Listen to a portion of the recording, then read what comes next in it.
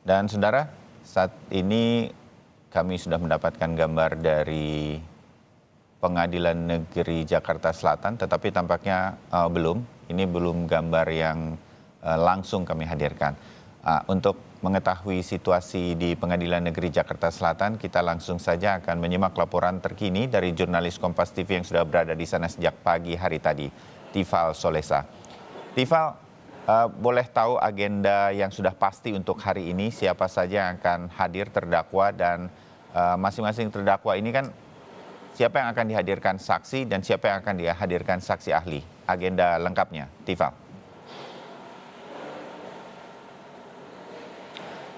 Iya Bayu, beberapa pihak sudah kami mintai konfirmasi sehubungan dengan jadwal sidang obstruction of justice atau perintangan proses hukum atas pembunuhan Yosua yang akan berlangsung di Pengadilan Negeri Jakarta Selatan pada hari ini. Konfirmasi pertama kepada pejabat humas Pengadilan Negeri Jakarta Selatan Juyamto bahwa nanti akan digunakan 2 ruang sidang, mengingat dari para terdakwa ini penanganan kasusnya ditangani langsung oleh majelis yang berbeda-beda pula.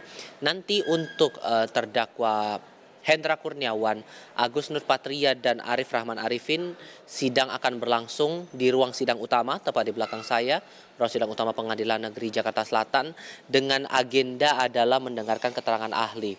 Konfirmasi terakhir dari tim penasihat hukum Hendra Kurniawan, baik itu Henry Yosodiningrat maupun juga Ragahdo Yosodiningrat, kepada kami pagi ini disebutkan bahwa akan ada ahli ITE, ahli laboratorium forensik, dan ahli pidana yang bakal dihadirkan oleh jaksa penuntut umum.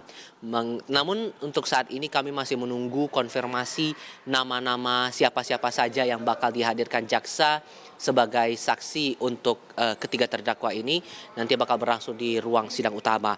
Sementara untuk 2 terdakwa lainnya, yakni Baikuni Wibowo dan Cuk Putranto, sidang akan berlangsung nanti di ruang sidang 3 Pengadilan Negeri Jakarta Selatan, dengan agenda yang sudah kami konfirmasi tadi kepada Junadi Saibih selaku penasihat hukum dari Baikuni Wibowo. Akan ada keterangan dari ahli pidana dan ahli ITE dari jaksa penuntut umum, serta kabar terakhirnya adalah juga mendengarkan keterangan saksi mahkota yang juga berstatus sebagai terdakwa dalam kasus ini, yakni Cuk Putranto. Nantinya juga akan bersaksi di persidangan. Konfirmasi terakhir untuk nama yang kami terima terakhir kali dari Junaizi Saibih sehubungan dengan ahli ITE yang bakal dibawa jaksa penuntut umum di muka sidang nanti atas nama Roni. Sejauh ini untuk agenda sidang masih tetap sama jadwalnya, setidak-tidaknya atau biasanya berlangsung pada pukul 10 waktu Indonesia bagian Barat, dan sifatnya terbuka untuk umum. Jadi kita bakal tunggu proses persidangan yang berlangsung nanti saat nanti sudah dimulai dan masing-masing akan melaksanakan jalannya sidang di ruang yang sudah saya sebutkan tadi di awal. Apakah kemudian bakal berlangsung secara bersamaan atau tidak, tergantung lagi kepada kebijaksanaan dari hakim dan tergantung dari kesiapan semua pihak yang akan bersidang, baik itu dari tim penasihat hukum maupun juga dari jaksa penuntut umum yang menghadirkan para saksi dan juga ahli di setiap persidangan. Kita coba ingat lagi dalam persidangan yang terakhir kali dihadapi oleh para terdakwa ini pada pekan lalu.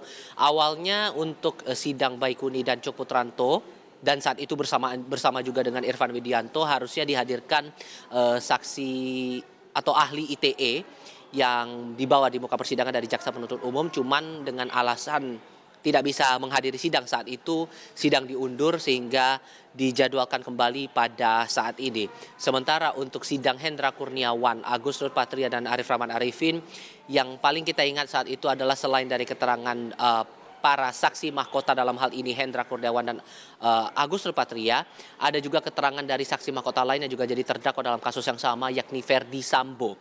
Verdi Sambo pada pekan lalu sempat memberikan keterangan. Tadi Bayu juga sudah menyampaikan beberapa poin pentingnya. Cuman yang menjadi menarik di sini adalah pernyataan Verdi Sambo yang sangat percaya diri akan skenario yang dibuatnya, dengan beberapa poin pertimbangan ataupun juga menjadi alasan mengapa ia bisa percaya diri atas skenario tembak menembak yang dibuat ini bisa kemudian dikemukakan begitu untuk menutupi insiden penembakan terhadap Nofriansah Yosua Huta Barat di Kompleks Polri Duren 3 Jakarta Selatan. Hal-hal yang menjadi faktor penentunya menurut Verdi Sambo dalam kesaksiannya pekan lalu, saat itu ia sempat menghubungi 4 satuan selepas insiden penembakan tersebut mulai dari Biro Paminal dihubungi, kemudian Biro Provos, pihak Bareskrim Polri juga dihubungi, serta dari Polres Metro Jakarta Selatan. Harapannya kemudian setelah itu dengan skenario dia yang menyebut ada tembak-menembak di sana, semua pihak langsung menangani proses tersebut dengan berbasis pada pernyataan dari Ferdy Sambo di awal. Karena kalau kita ingat lagi dalam beberapa kesaksian sejumlah saksi begitu, ada beberapa keterangan yang awalnya didapatkan oleh Ferdy Sambo sehubungan dengan skenario tembak-menembak itu tadi. Kemudian juga ia menyampaikan bahwa kepercayaan dirinya ini tumbuh, terlebih dari skenario ini dia berusaha untuk meyakinkan Richard Eliezer bahwa ia dipastikan akan bisa dilindungi posisi Richard Eliezer dengan aturan Perkap nomor 1 tahun 2009 tentang penggunaan kekuatan. Jadi bisa dikatakan dengan beberapa hal sedemikian rupa itu tadi, ia merasa percaya diri agar skenario tembak-menembak ini bisa kemudian dipakai oleh pihak-pihak penegak hukum untuk bisa menelusuri kasus ini. Namun pada akhirnya semua akhirnya melenceng dari perkiraan, melenceng dari ekspektasi dari Ferdy Sambo, dan dia mengakui bahwa seluruh skenario yang ia buat, skenario tembak-menembak itu terutama semua berdasarkan pada emosi yang saat itu masih menguasai dirinya saat mengetahui penjelasan dari sang istri Putri Chandrawati bahwa ada dugaan pelecehan seksual yang terjadi terhadap Putri Chandrawati di Magelang, Jawa Tengah. Selain itu, Ferdy Sambo juga menyebut bahwa sengaja tidak memberitahukan isi rekaman CCTV di Kompleks Polri Duren 3 Jakarta Selatan ini kepada Hendra Kurniawan karena ada kekhawatiran nantinya Hendra tidak patuh pada perintah yang disampaikan Ferdy Sambo sehubungan dengan mengamankan rekaman CCTV itu tadi. Nah, bagaimana kemudian keterangan ahli dan juga saksi ini bakal mempengaruhi posisi para terdakwa nantinya dalam kasus obstruction of justice ini bakal kita tunggu nanti setidak-tidaknya pada pukul 10 pagi ini, Bayu. Baik, Dival Solesa, terima kasih laporan Anda untuk hari ini dari Pengadilan Negeri Jakarta Selatan. Kami masih akan kembali ke Anda nanti menjelang jalannya sidang mungkin.